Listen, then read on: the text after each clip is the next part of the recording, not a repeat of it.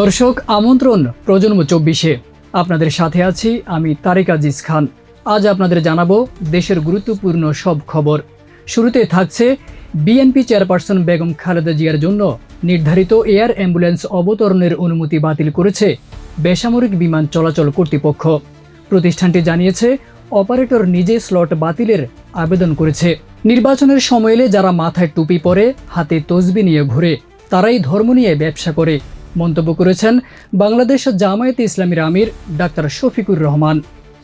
10 December ত্রয়োদশ জাতীয় সংসদ নির্বাচনের তফসিল রেকর্ড ধারণ করতে বাংলাদেশ টেলিভিশন ও বাংলাদেশ বেতারকে প্রস্তুত থাকতে বলেছে নির্বাচন কমিশন।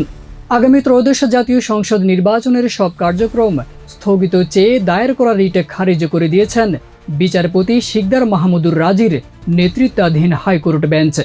আগামী নির্বাচনের প্রস্তুতি খুব ভালো, সুষ্ঠু, নিরপেক্ষ ও উৎসবমুখর একটি নির্বাচন করতে যা যা দরকার সব করা হচ্ছে।